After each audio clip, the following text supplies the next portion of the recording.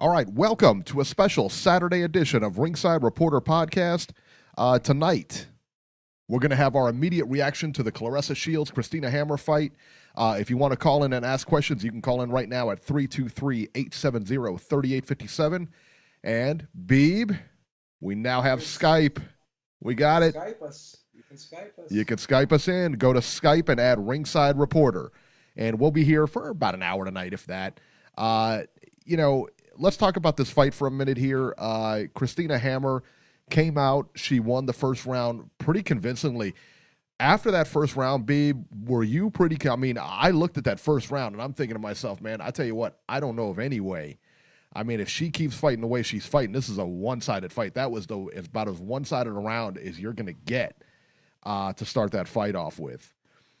It looked to me like Claressa Shields – was frozen. It looked like she was kind of intimidated by the moment, kind of looked like she was intimidated by Hammer a little bit. I was, when I saw that, I was like, wow. I said, I did not expect this. And I was watching a fight with my dad, and I told him, I said, in order for Shields to be effective in this fight, she's going to have to come forward and be the bully. And I told you, that was my thing coming into this fight, is that I thought that Shields was the bigger fighter in the sense that she was stronger, she was bigger, she was just a brute of a person, and I thought she would be able to impose herself on Christina Hammer. But in the first round, we didn't get that.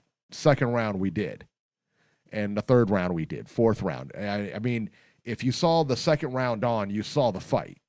It was a pretty one-sided fight. I actually had the fight with 99-91. The only rounds you could really give Hammer, clearly first round, I don't know of anybody that gave Shields the first round on any card, and the seventh round. I thought you could have given her, made a case for the seventh round. It was pretty one-sided by Shields. Hammer did a lot of holding. I didn't like the way the ref warned Hammer for the holding. Every time Claressa Shields, but that's her game. She's trying to, she tried to pop the jab out. Claressa did a really smart thing by jabbing with her, so it was almost like every time Hammer jabbed, she jabbed. And she was much fast. She was doubling and tripling up on that jab, going inside and taking the body apart. The one big thing I did notice with Hammer that I actually didn't notice with any tape or anything like that on the fight, when she throws, if you watch her, when she throws her right hand, she extends that right hand over, all right? And once she turns that punch over, her left hand drops. And then when she brings that right hand back, her right hand drops. And she was wide open all night. She really was. As soon as she fired off that right hand, if it missed, she was wide open. Both her hands were down around like her shoulders, her shoulder area almost. It was almost instant where she threw that right hand and just dropped that left. And she got clocked with a left hook over and over again tonight. Shields caught her with that right hand, but that left hook, to me, was the thing that kind of started things off, I thought. I thought in the second round, I thought she clipped her with a left hook and then caught her with a big right hand. And I think right around the eighth round, I think we probably, you could have made a case. I obviously didn't give it to her, but in the eighth round, I thought you could have made a case for a 10-8 round. She was getting pretty banged up in there. That being said, hey man, she finished out the fight. She's tough as nails, man. Christina Hammer is a tough customer, man. That's for sure. And she took everything Shields had. And bets and everything aside, I was definitely rooting for Hammer in this fight. I like Hammer a lot. She's a very nice person. We all like Tom Loeffler a lot, man, but you got to give Shields her due, man. She did a great job in here. The one thing I tell you, and we had talked, me and B were going back and forth on this, and the one thing that I want to see happen, they got to modify these rules. They got to take it from 2-minute rounds to 3-minute rounds. In 10-round fight for a championship, man, you got to go to 12 rounds. Why? I don't understand. Listen, you want to – here's the deal. Because what you're doing – by doing this, what you're doing is devaluing the product. You really are. You're saying that the women aren't as good anyway. Why would I come out? If you're telling me that, why would I come out and watch them? In the UFC, hey, a women's fight is 5-minute rounds. There's no modified rules. You know, a title fight is 5-minute rounds. Or you're going 3 5-minute rounds. They're not modifying rules. Boxing, they're modifying rules. This is the same as an amateur fight, I believe. 2-minute rounds in the amateurs, no? Yeah. I mean, so like, you know, that being the case, man, I mean, again, you want people to come out, you want people to support the product, but yet at the same time you're devaluing the product. Well, not only that, if you're a female and you're talking about wanting to get paid the same as the men, you got to do the same amount of work as the men, which you're not doing if you're only fighting 2-minute rounds and you're only fighting 10 rounds in title fights. So it's definitely an ineffective argument to make if you're not actually putting in the same amount of work that the men are putting in and expect to get paid the same. So right. Yeah, so I don't know, man. I don't know. What were your thoughts on the fight, Beeb? Well, again, I was wrong on so many different levels here. I thought that Hammer's movement, I thought her jab, and I thought her sneaky right hand were going to be effective weapons in this fight. But let's talk about what Shields did to make them not be effective weapons. Shields was really effective with her jab. So they have an old saying in boxing. I'm sure you've heard it. It's an old cliche. You don't hook with a hooker, and you don't jab with a jabber. But she jabbed with a jabber, and like you said, she beat her to the punch because she was timing the jab, and she was basically varying up where she placed her jab. Whereas I don't know if you remember hearing Marquez say during the fight that Hammer's just throwing the jab in one spot. Well, Shields was moving that jab around. She wasn't just aiming for the head. She was, touching her in the chest, touching her in the shoulders, trying to disrupt her from throwing her jab and knocking her jab off center, basically, and not allowing her to measure her with that jab from the outside. Because once you took that jab away, her offense was virtually shut down. So that was one thing that Shields was doing. She was jabbing with her, but she was moving her jab around and not always aiming at the head like what Hammer did. And another thing that Shields did too is she would throw a little feint sometimes before she threw the jab.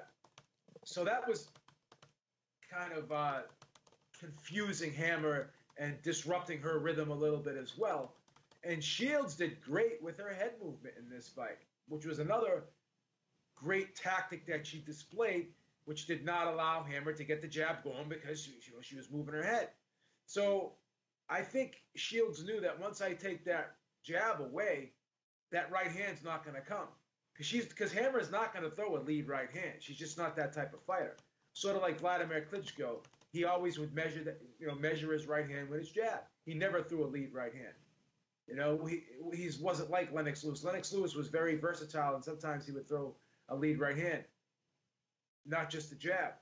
Because usually big right hand punchers, they like to measure their opponents with the jab. But Hammer was just so ineffective with the jab, and she was moving, and I knew she had no inside game going in, but I thought that she would be able to tie Shields up and not allow her to punch. But Shields, what she did, old Julio Cesar Chavez trick, she got low. So when you tried to grab her, she sat out of the clinch, which is something I've never seen her really do. She sat out of the clinch, dug to the body, and then looped the right hand over the top around the guard. So I just thought that, even though Shields can be aggressive at times, she can be, a physically imposing fighter in there to most women, but she actually had a little finesse to her game tonight. This wasn't all just brawn. This was a lot of brains that was brought to the table tonight from Shields. So I got to give her full credit because she had a plan A, B, C, and D, whereas Hammer only had a plan A, and she had no plan B. So you made a good point too. You said that she could hurt Hammer, and I dismissed her power in this fight. And Hammer looked like she was almost going to get, what was it, the 8th round or the 7th round? What round was it? Eighth round. The 8th round, right? I thought she did very well in the 7th. Yeah. She looked like she was going to get taken out of there. Yeah. Yeah. She looked like she was looking, she looked at the referee like, what's going on here? Looking for help from the referee in certain spots in this fight. That's how bewildered she was. So I thought her movement, I thought her jab, I thought her effective clinching that she had shown in prior fights would be a factor, but none of those things were. And and you can't say that she was off at all. She wasn't off at all. It was what Shields did. Shields was just so crafty. She looked like a veteran in there tonight, and she was actually sitting down on her punches. I mean, this was a woman, Christina Hammer, that was undefeated for 9 years. I mean, we have to give Shields full credit, even though I picked against her. We have to give her full credit in this fight. I mean, she definitely rose to the occasion, and she graduated to the next level and made the next step in her career in boxing. So she's there. Is she the greatest woman of all time? Probably too early to say that, but I'll tell you one thing: she's in a step down that path to being eventually. It's kind of early, but if she can keep putting on performances like this and continue to get better, because she's still young, she's only 24 years old, and from the amount of improvement she's made in a year, she's still 24. She's not going to hit her prime until she's 27, 28.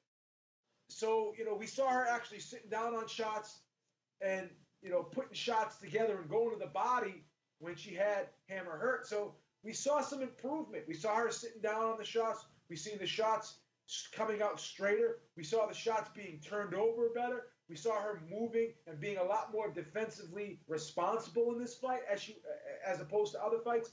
So, like I said, in such a short period of time with the improvements she's made, I have to take my hat off to her. I have to take my hat off to her. And I thought she was going to lose this fight, but she proved me wrong. And you know what? She put on an excellent performance. I'm happy for her. I'm really happy for her. You could see, the passion inside her. You could see at the end when she let out that, that speech kind of at the end of the fight saying what she said. For the first time that I've actually listened to her talk, I felt it. She resonated with me in that moment. She touched me a little bit in that moment. Like, I could feel her passion, and I could feel all of the hard work and anguish and all of the, everything she had to overcome growing up, and that moment right there kind of culminated everything, and she just basically said, you know what, I made it in spite of everything that was against me, in spite of all the hurdles, the obstacles, and I felt that. I resonated with that, and that kind of made me more of a fan. I'll be honest with you. I could see it. I understood where all that passion, where I used to call it anger, I could see where that passion came from now, in that one moment. Did you see? I saw that on the pre-fight that apparently she was like she was abused at the age of 5 or raped. I think she said. Did she say she was raped at the age of 5 by her mother's boyfriend? I believe so. Oh my God! Now the more I'm starting to learn about this young lady, it's horrible. I'm starting to appreciate that rough edge to her now. Oh my goodness! I understand it now, and I have a ton of respect for this woman. I mean, I have a ton of respect for this woman. Yeah, that's horrible. Because after overcoming that, and that's what I was. I didn't want to really bring that up, but that's what I was kind of getting at a little bit. That, like, being able to overcome that. Yeah. You know what I'm saying? And because a lot of times that would debilitate anyone. That would ruin a person's confidence and their mental psyche. But it seems as though she took that and kind of allowed that to fuel her in a positive way, saying I have to be strong because I'm never going to allow that to happen again. Right. So I get it now. I get it now. And now when I look at this woman, I'm going to look at her in a different way from now on. Yeah. She's a strong woman. She's a role model. She's someone that, you know what? I know where the passion comes from. I'm not even going to call it cockiness anymore. I know where the passion comes from now. And she believes in herself. I used to think she had a chip on her shoulder, but you know what? She should have a chip on her shoulder. She should have a fucking chip on her shoulder after what she's accomplished and being able to overcome all of that. I really love her story. Yeah. I do. Yeah. Guys, anyone from overseas in the chat? Somebody actually just tried to Skype in. I didn't want to interrupt what was going on here, but yes, definitely go ahead and Skype in. We're taking Skype calls now. Skype in. Yeah, guys. let me put the. If you want to Skype in, we will let you right in. Anyone from the overseas, Unrivaled Boxing Talk and News. Our Skype is Ringside Reporter. If you add us or request us at Ringside Reporter, just Skype us and you will be able to talk now. Everyone from overseas. Right. Let's see here. Sean Newton in the chat just said that he said that how did he say that Clarissa Shields calling herself the greatest of all time is disrespectful. She shouldn't be doing that. And I kind of disagree with that. I think that, you can say that she shouldn't be doing that, and you can make it a case that she's not the best of all time. But she's certainly in the conversation right now. I don't think you can. I mean, Cecilia Breakhouse is undisputed welterweight, and listen, she's got a claim to it too, until the two of them fight. But I don't think it's disrespectful. Put it that way. I'll tell you why it's not disrespectful. And again, I learned. I actually. You learn things that you learn things sometimes. Like sometimes things are right in front of you, but you don't see them.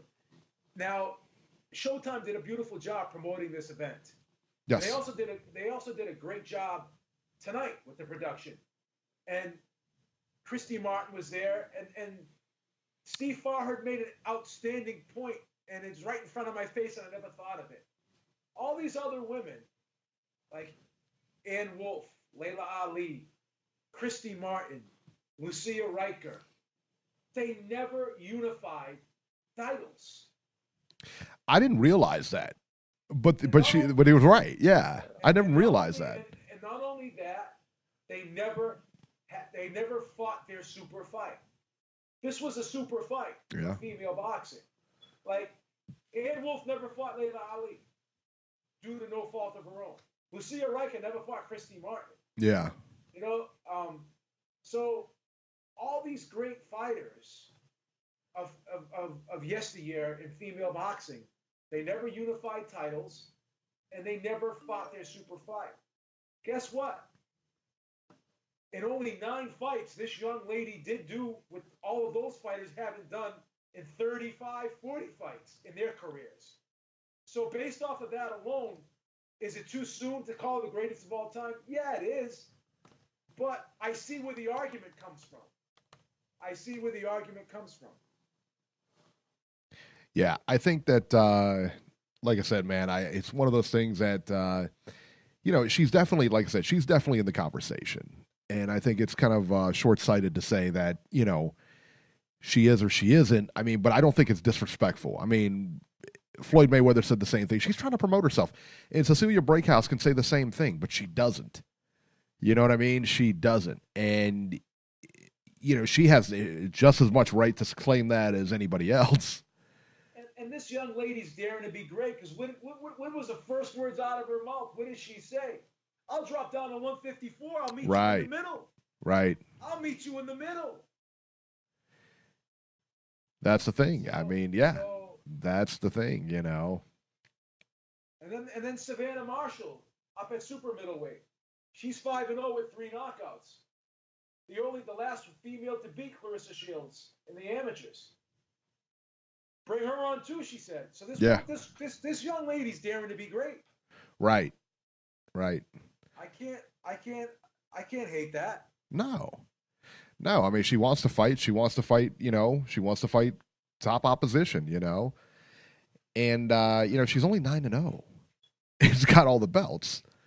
That's tough to argue, right? I mean, that's pretty tough to argue.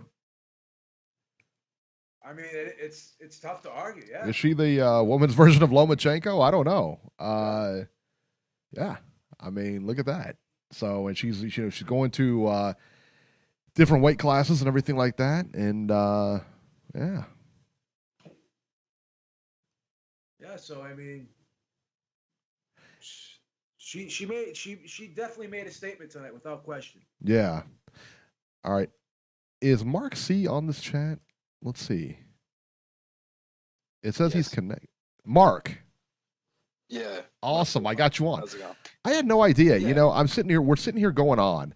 This is new. This is new. All right. Did he Skype in? Yeah, he Skyped in. Fuck yeah. People in here, man. Mark, let me tell you what happened here. So I merged you on the call. The thing comes up on my screen. I merge you, and I think I dropped you because I don't see you. And now I see your initials up there, and I'm like, whoa, is that?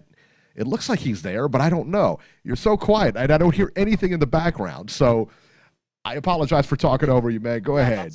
That was actually, it's just called respect. You two were in the middle of a conversation. Mute my microphone, let it go. Absolutely. Thank you so much, man. Yeah, congratulations on Squid Quiz. Thank you so much. No, I'm going to be really honest. I was actually a skeptic for a bit on women's boxing. Yeah. Because in general, what I've been seeing is very one-sided matches or fights that aren't really that good. But this was a genuinely very good fight. And we did see some real serious history be made. She's 9-0 now, undisputed. One of only 2 women to hold 2 Olympic gold medals in the history of the sport. Yeah. Yeah. She's got to be a first ballot Hall of Famer for women's boxing. Already. After 9 fights. Damn right. That's actually crazy to think. She's had 9 fights in the pro game and she's now a first ballot Hall of Famer. Without question. Without question. I don't know much about anybody's story. I was hearing you guys mention something to do with rape. What was that about? Because I went to call in then, so I tuned out. Yeah, Clarissa apparently was abused at the age of 5 by her mother's boyfriend.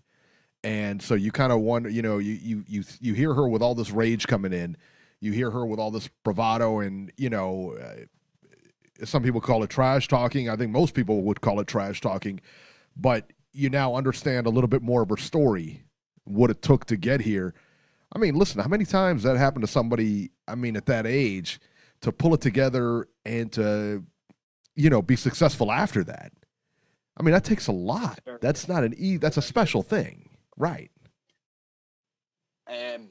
She created history. It's as simple as that. She's definitely a very good come forward fighter. Her and Hammer's jab needs to be appreciated as well. She's got a serious jab. That thing was just pounding in there, but Clarissa dealt with it. She got off beautiful combinations at times, and it was as though tonight she couldn't lose. Do you know what I mean? Yeah. And like Beeb, I picked Hammer to win this fight. I thought she'd be too crafty. Let me ask you both a question, Mark and Beeb. Do you think were you guys surprised? Because I had been saying it. That was my thing coming in all week. Was I think that she's going to get past Hammer's jab, and once she does, what's going to happen? And the response was, well, she's probably going to clinch and pull like a Vladimir Klitschko or something like that, and clinch it and try to get this thing separated, and then again pop her with a jab and everything. Were you guys surprised at how much body work Shields was able to do on Hammer during this fight?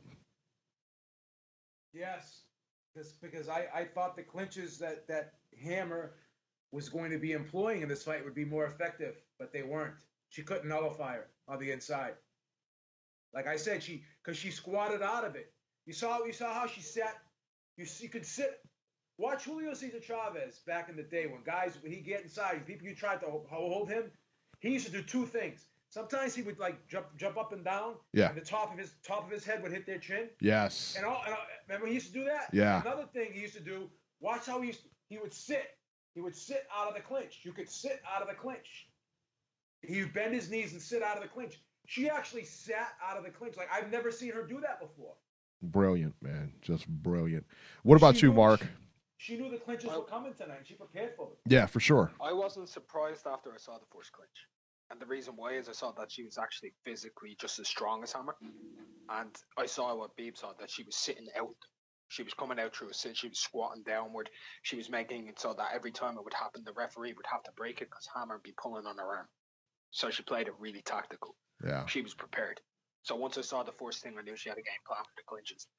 But the real thing that was impressive was how every time she came out of the clinch, she was throwing a punch into the body.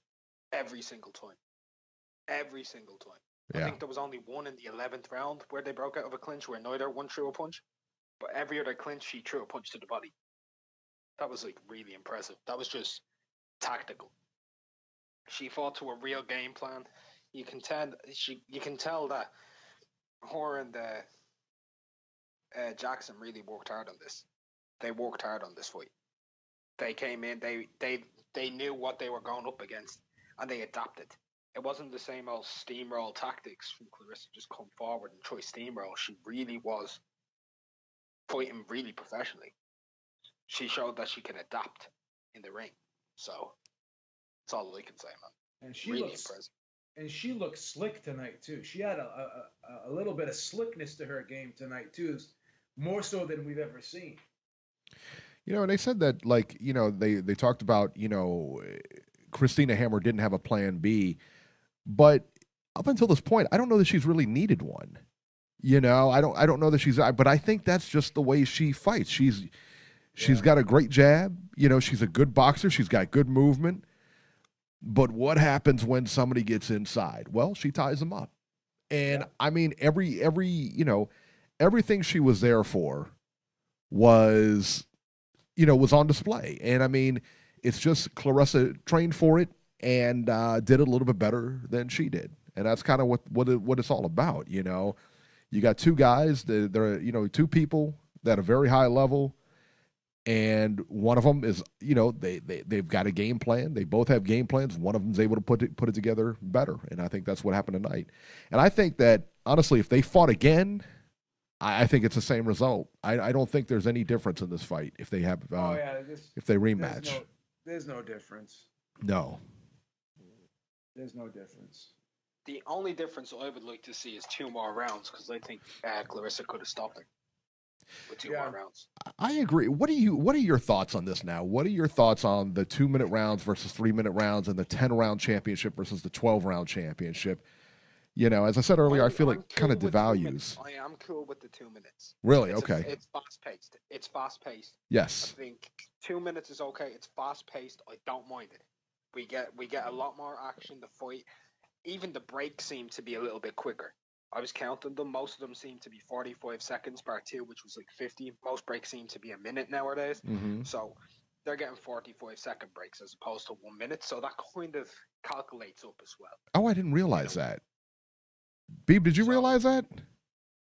Oh, there's only 45 minutes. 45 seconds, yeah. I didn't realize that. No, I didn't even pay attention. I didn't realize it until I was putting stopwatches on between rounds just to see. Because they didn't show it. Yeah, I didn't realize that. I didn't even know. Yeah. So the 45-second thing was like, okay, so we're getting a lot of action and we're getting it quick. Yeah. And if you remember, you'd look away from your screen, you'd look back and we'd be 5 seconds into a round.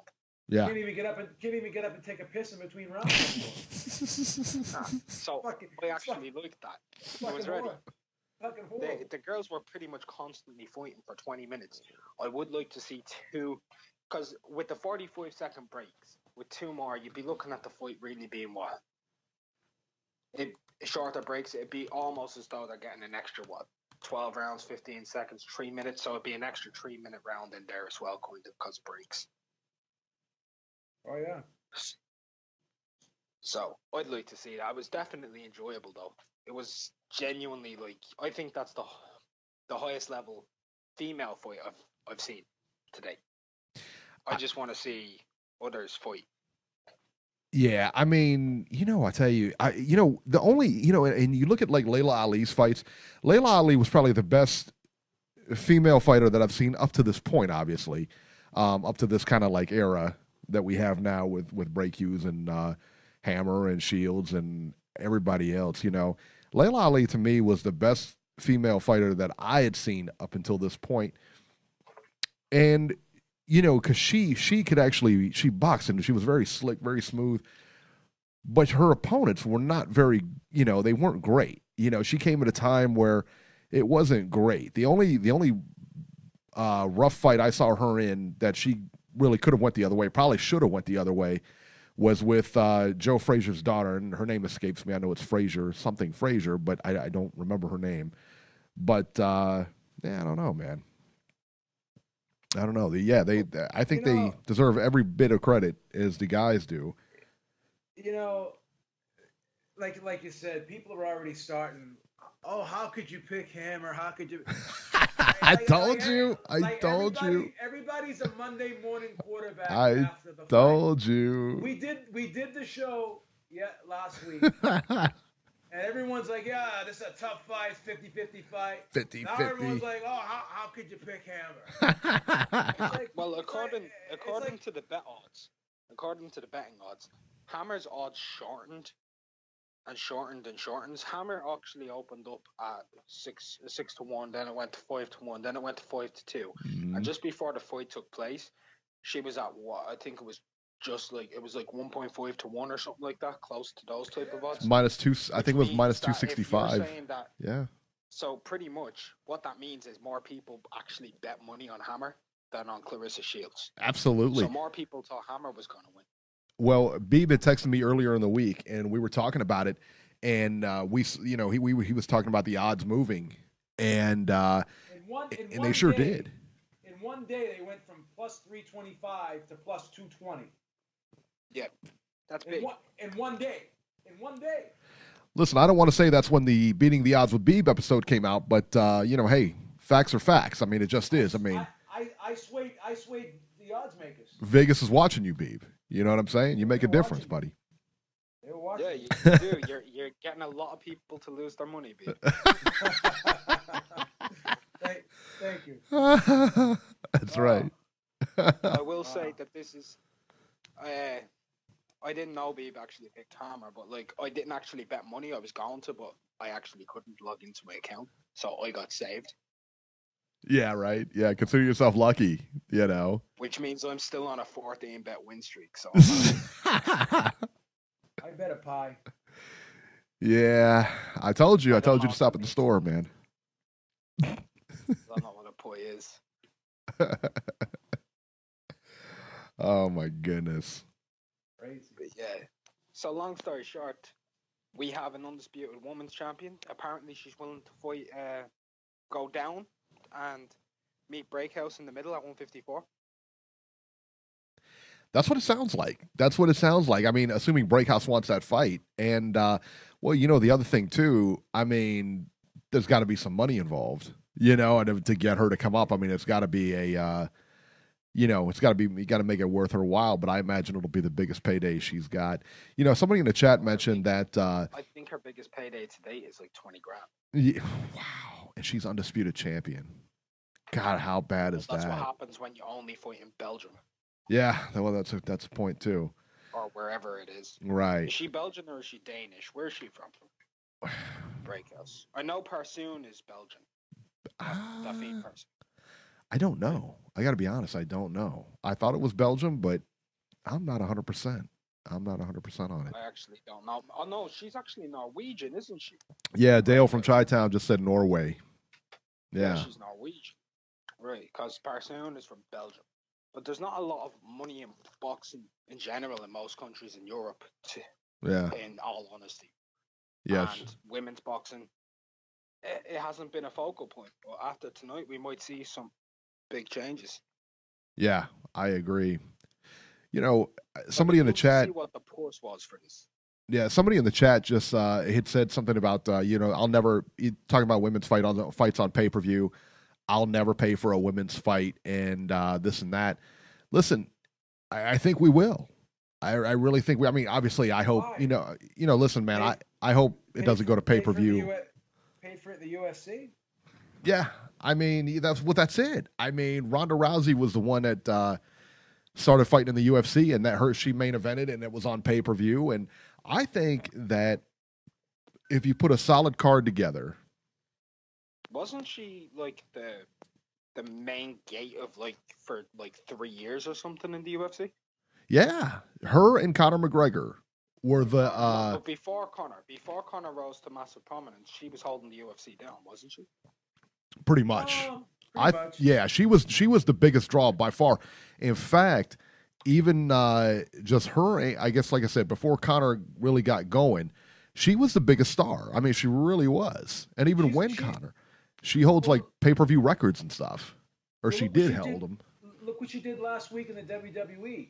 First time ever that a women's match was a headliner on pay-per-view. How crazy is that? Yeah, that was Ronda Rousey, Becky Lynch, and Charlotte Flair, right?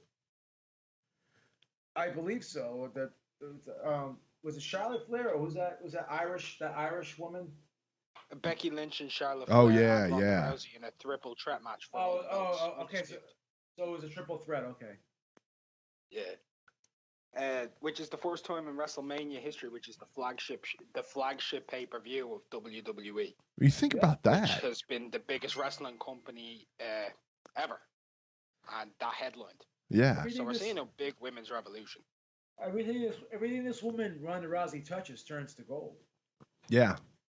Well, you think about you think about it. I mean, the UFC went there, the WWE, again, obviously not sports entertainment, but it's only a matter of time before we get that star in boxing. Now, is Claressa Shields that star?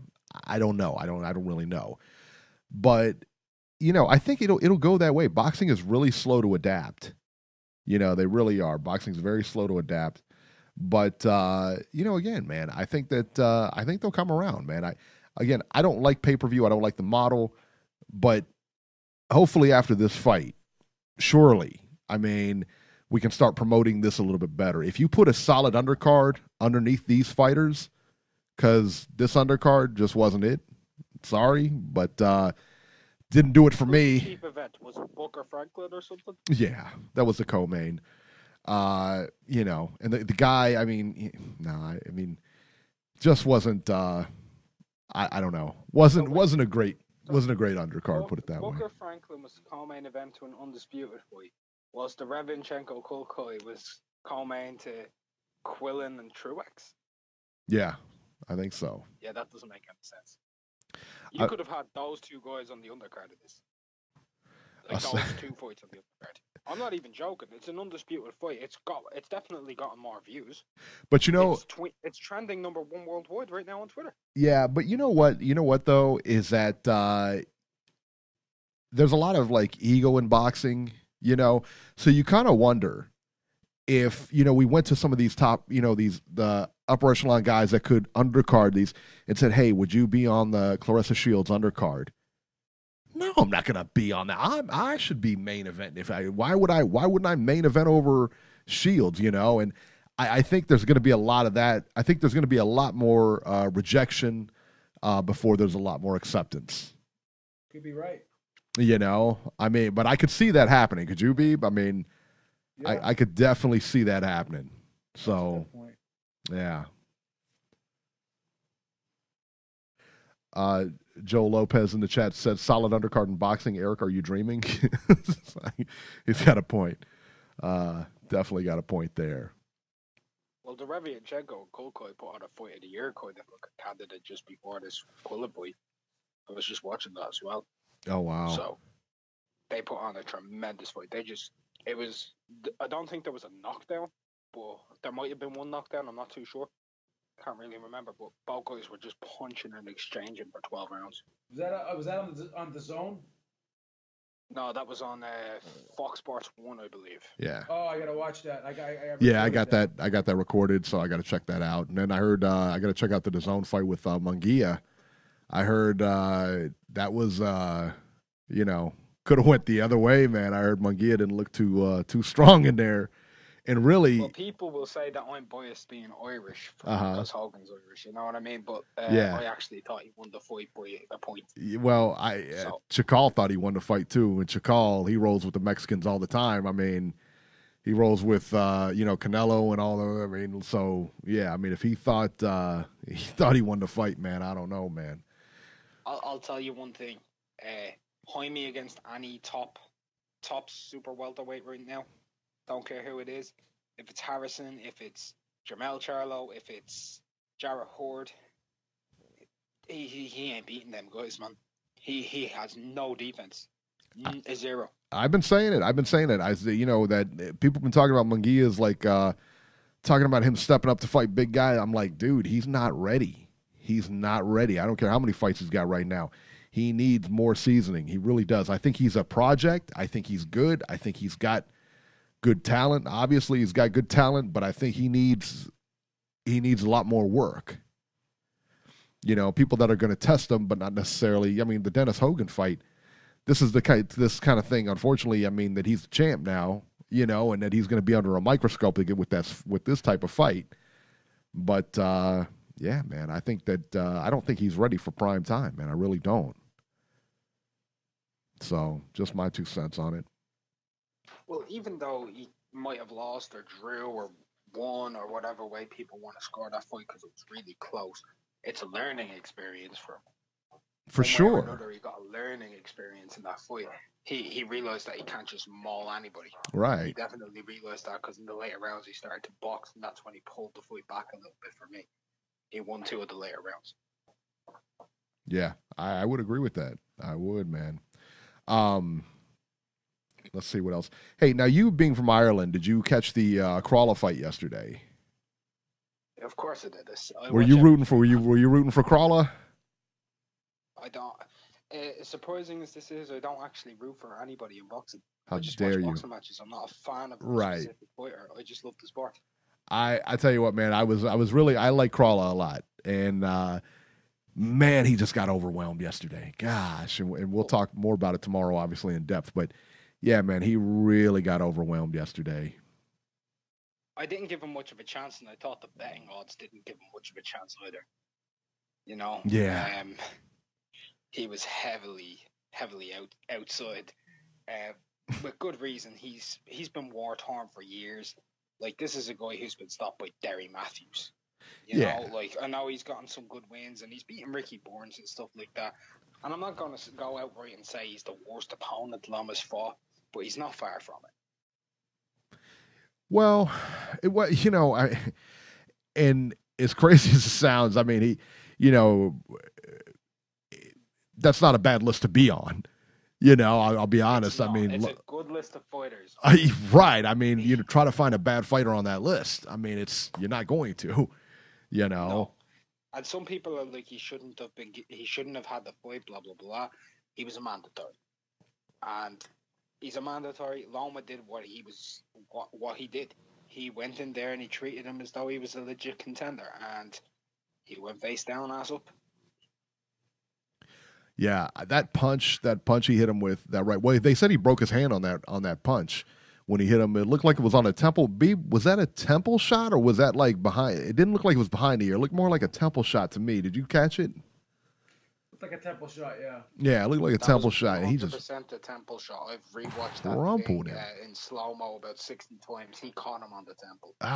It was vicious, man. I mean, and they were talking about it. They were the commentators and stuff. I think it was Tim Bradley, that moron, was saying that Crawler's not trying. He's got to try something.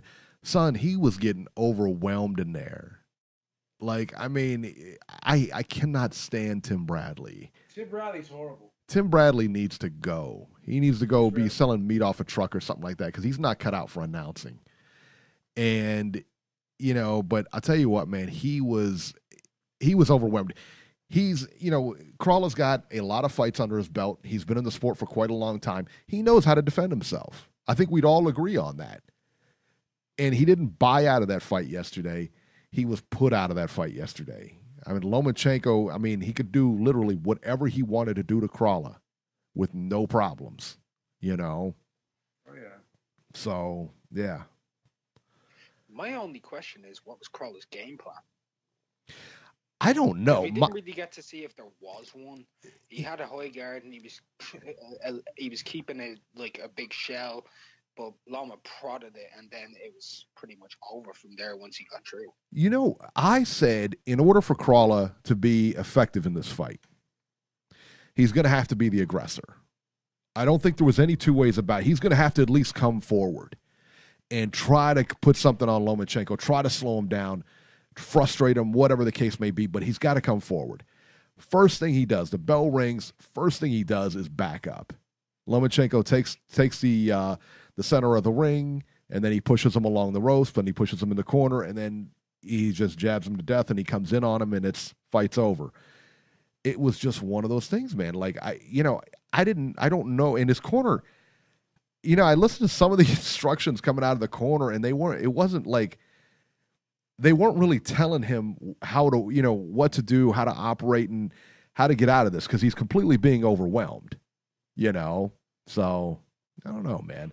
It was, and it's, he's not going to switch corners this late in his career. I mean, he even said as much. He's going to go home. He said he's going to go home and think about it and everything like that. I don't know if he's going to fight again, but he's retiring. He's retiring. He said. I think that's a good move for him. I think that's a good move for him. He's had a very good career. For sure. Like, I'll be honest with you, his talent level, I think he's exceeded what he should have been. Absolutely. Absolutely. I'm not wrong in saying he's a 2-time world champion, huh?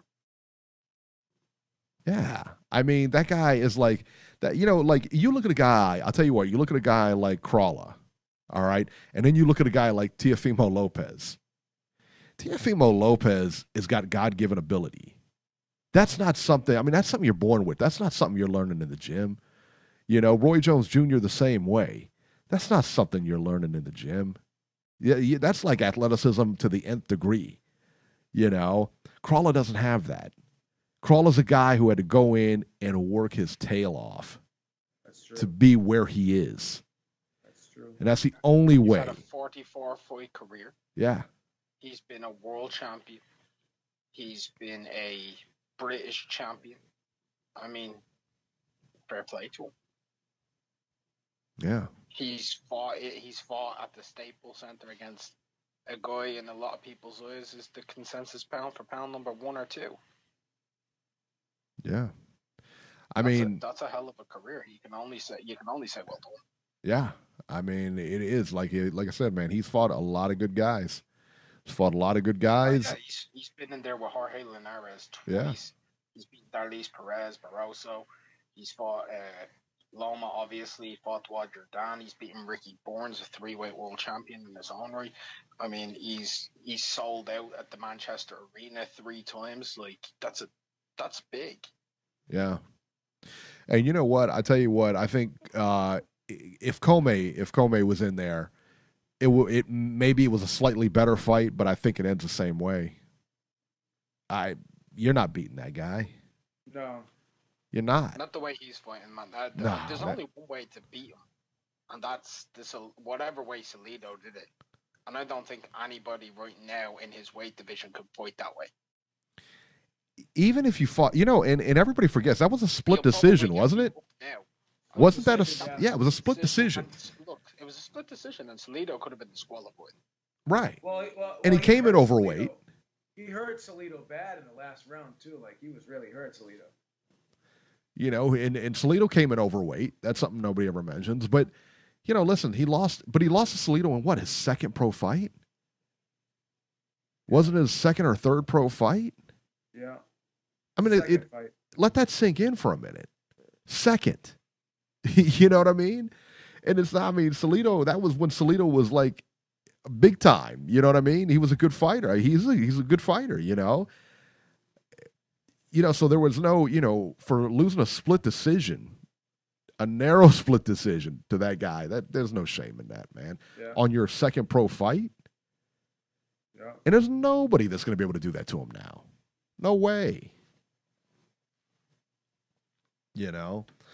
Let's see here.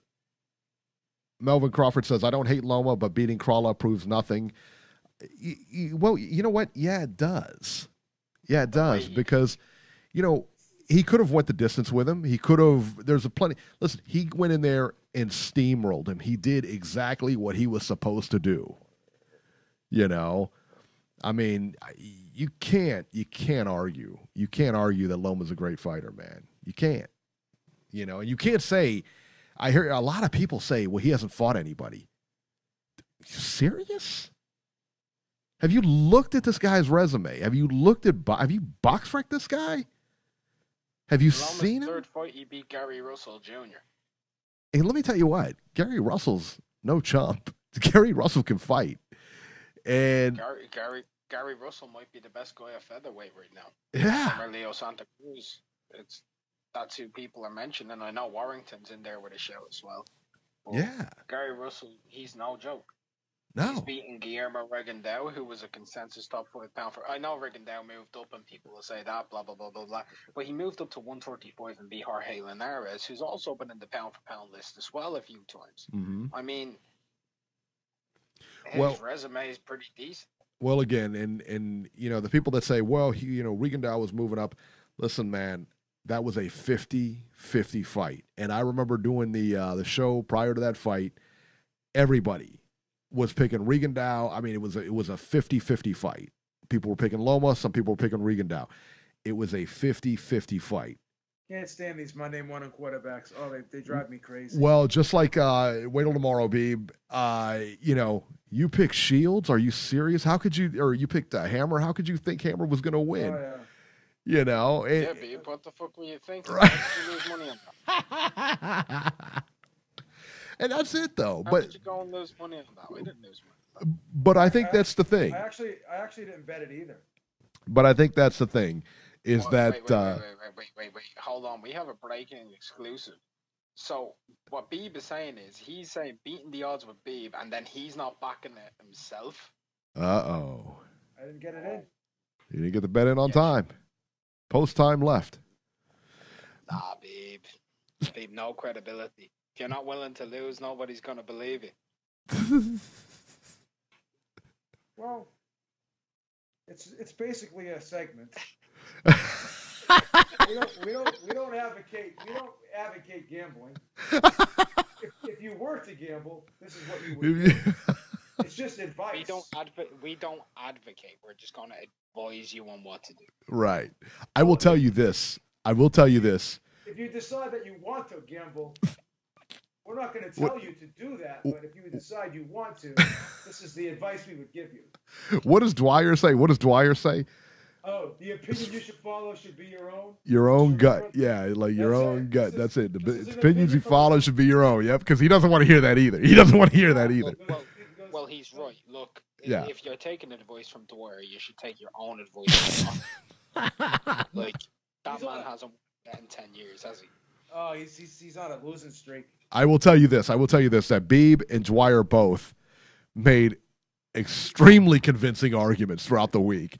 And I was thinking to myself, man, I was like, man, they got a point, man. I was like, and I'm thinking, I listened to Beeb and then I listened to Dwyer, and because Beeb sent me the Dwyer video where he's talking about the fight, and I'm like, man, he makes a lot of good points. I don't agree with all of them, but man, he makes a lot of points. And then listen to the beating of the odds with Beeb segment, I'm like, man, he makes a lot of good points. I don't know, but it's a very well thought out argument. And you listen, man, the odds moved. But let's be honest. At a plus 325, you're supposed to bet Hammer at a plus 325. Yeah. Whatever you can. If you're getting over 3-1 odds on a perceived 50-50 fight and you don't take it, I mean, come on. Yeah, I would agree. Now, of course, it doesn't look like that now. But let's be honest. The odds narrowed for a reason because people believed in Hammer. I mean, I don't know why more people didn't bet on Fitzgerald against Fowler, man. I got Fitzgerald at 7-1. I'd be shocked. I thought that was going to be kind of close. Yeah. So at 7-1, I said, screw it. I've got enough profit here. I'm going to throw money on it at 7-1. I ended up coming out with $7,000. My biggest score that I ever got though was when Pacquiao fought Bradley the first time. I got like 6-1. That was such a robbery. That thing was such a robbery, son. Me and my brother, right? Because I told my brother to bet him too. And he bet him. So before the decision was announced, my brother's like, "Oh, you fucking asshole! Why did you tell me to bet him?" And as he's yelling at me, "Would you fucking?" He's yelling at me, "Oh, you fucking asshole!" And then we hear the decision, and then he turns around and he goes, "I love you, you motherfucker." I can picture your brother saying that to you too. Oh yeah, that's hilarious. The most amount of money I ever got was the Golovkin Canelo first fight, the draw. Yeah, Wow. yeah. Who was that? 25-1 the draw? Yep. That's a good huge. bet. That's a huge That's bet. fucking- I that's ain't gonna say how much I put on it, but I 100% believed it was gonna happen because I said they want the rematch on both sides. Come on, how much you put on it? Nah, not saying. Come on. Well, it was more than what I put on Fowler Fitzgerald. How much you put on that? A grand. Wow. So that's So the most over I- 20. So over 25 G's you got. Yeah. Wow. And here's the thing: online gambling, you bet online. I'm assuming, right? I have I have 2 online betting accounts here, but I also go in store as well. Yeah. So gambling's legal over there. Yes, very much so. You can bet online. It's legal. You can go. Where do you go like into like stores and you can gamble too? Like almost like Yeah, there's just betting shops. It's like walking into Yeah. a grocery. Or you go in, you take a betting slip, you write down your selection, you Yeah. throw it in, they give you the odds, and you pay your money. You walk out, and you have your betting slip. Yeah, it's like playing the lottery over here, Eric. When you go buy like scratch tickets and stuff, when you play the lottery at the drugstore. For real? Yeah, it's good. It's insane. Somebody's wondering in the chat, is it euros or pounds? I'm from Ireland, so it's euros. Yeah. Yeah, I guess it depends on where Which is you're at, still what greater currency. than the dollar. It's Yeah, still they'll greater than the dollar. right. They'll transfer it over. Jason in the chat just said that Loma and who was the other guy? Crawford. Loma and Crawford are fighting tomato cans. I'm like, come on, son. Come on, man. Come on. That's silly. Who's Loma gonna fight next? By the way, that's what I want to know. Don't Probably you? Kami. Probably Kami to try to unify that title, right? Or the guy Luke Campbell too. They were saying. Oh yeah, he'll beat What if Luke he Campbell. vacates and he fights Luke Campbell for the vacant. That's what he wants to go to. That's what he said. He said he'll go to the UK to fight him. Yeah, he wants to go to the UK. I'd love to see him come over here at Cup.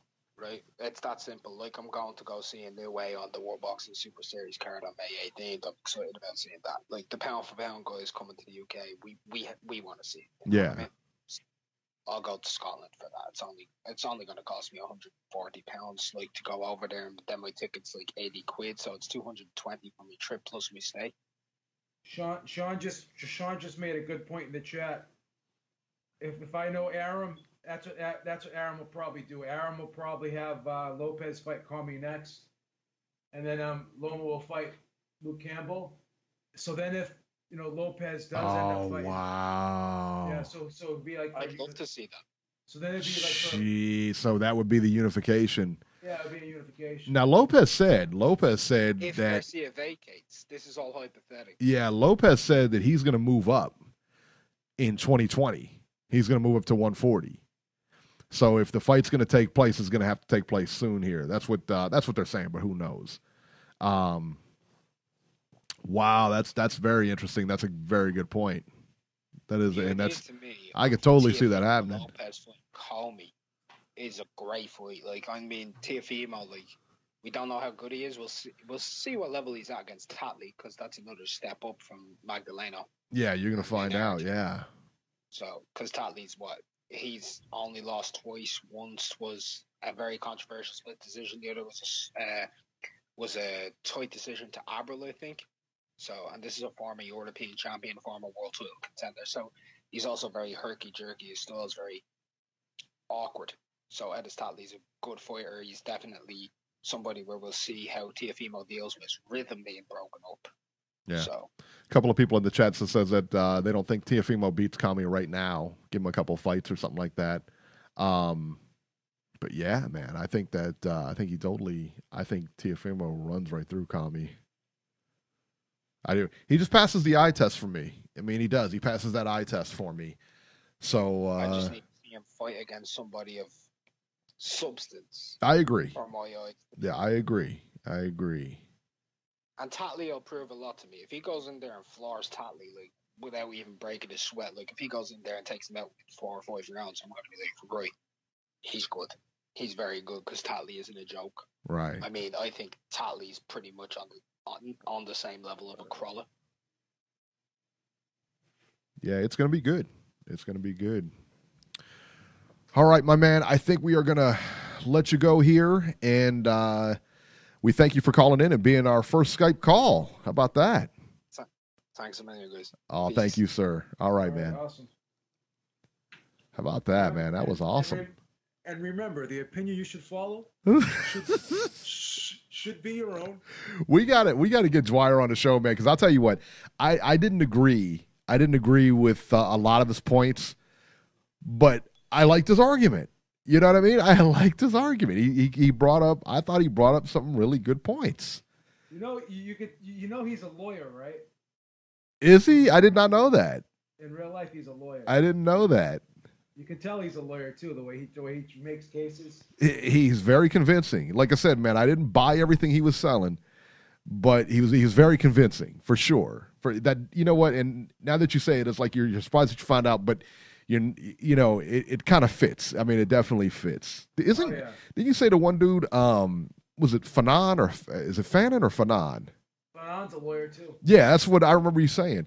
And you know what's cool about what's kind of cool though is I was on his YouTube page, and he said that like when he does like super chats and all the proceeds and stuff, he does this for like some kids, some kind of youth thing. There's like some kind of youth park or something that he invests in or something like that, which I thought was kind of cool, man. Because I keep all the money for myself, man. I don't mess with the charity, but that's just me though. I don't know. Yeah, I'm greedy like that. I'm greedy like that. You know what I'm saying? That's how I do things. All right, guys. Well, listen, we're going to roll off of here. It is been on here for about an hour now. We're going to roll off here. Catch us tomorrow. All right, catch us tomorrow at 7 p.m. Eastern time for our show. We'll go over all the fights tomorrow, not just Shields and Hammer. We'll touch on Shields, Hammer, but then we'll get to the rest of the fights. We got some big news coming in also. Lots of news coming in this week, right, Beeb? Oh, yeah. Lots of news coming in this week. Ringside Robert will join us. So there you go, man. There you go. And let's see here. All right, guys. So catch us tomorrow. Follow us on Twitter at JHabib1 and at Ringside73. Skype will be open tomorrow as well. Make sure to call in. And Ringside Robert got fired. He did not. He's here. Everybody in the chat. Dwayne Robbie, salute. Exisco, salute. Jason, salute. Notorious VC, salute. Reese Mack, salute. Dale from Chi-Town, as always, salute. Reese Mack, again, salute. Unrivaled Boxing Talk and News, salute. And everybody that I didn't get to, salute also. And we will catch you guys tomorrow at 7.